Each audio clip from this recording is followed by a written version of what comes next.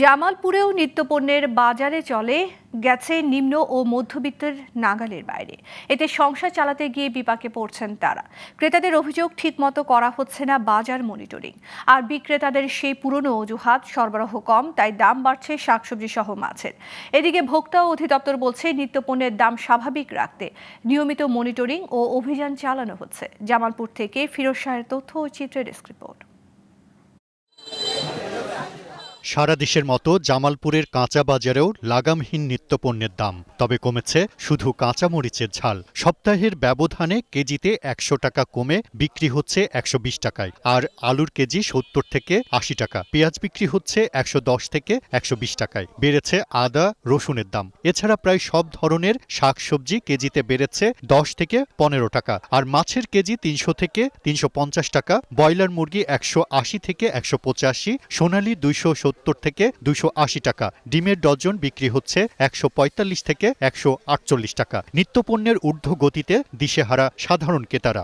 সবজি কিনবার আছে কি অবস্থা, দাম কমে না একদম, তাই তো হারে আগুন। মাছও যেমন দাম, সব জিনিস একদম। শীতকালে অনেক দাম কম হওয়ার কথা, সেই জায়গাতে দাম অনেক বেশি। ছোট ছোট মাছ, ঝাটকা মাছগুলা ২০০ টাকা, ২৩০ টাকা। এটা ১ কেজি কিনলে, আলু কিনলে ৭০ টাকা। কোনো কিছু কিনে খাওয়া যাইতেছে না। বিক্রেতাদের অজুহাত, সাম্প্রতিক বন্যায় বেশ ক্ষতি হয়েছে সবজি চাষে, তাই সবজি সহ বেশ কিছু নিত্য পণ্যের সরবরাহ কম হওয়ায় বেড়েছে দাম। এখনকার পেঁয়াজের শেষ সিজন, এই জন্য পেঁয়াজের দামটা বেশি।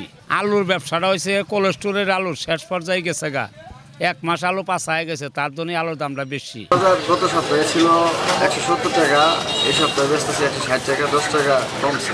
সোনালী বাজার আগে যা ছিল এখন নদীর মাছ পাওয়া যায় না, নদীর মাছ পাওয়া গেলে তুই যাই কিছু পাওয়া যায় ১০০০ টাকা কেজি, ৮০০ টাকা কেজি, বোয়াল মাছ ১৪০০ টাকা কেজি। আমরা কইবাম নিত্য পণ্যের দাম স্বাভাবিক রাখতে নিয়মিত বাজার মনিটরিং করছে স্থানীয় ভোক্তা অধিদপ্তর বলে জানান এই কর্মকর্তা।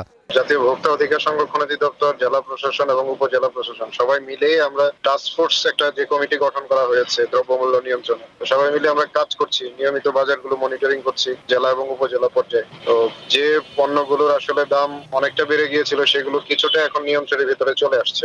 শুধু আশ্বাস নয়, নিত্য পণ্যের বাজার স্বাভাবিক রাখতে নিয়মিত অভিযান চালাবে সংশ্লিষ্টরা, এমনটাই প্রত্যাশা জামালপুরবাসীর। Global television news desk.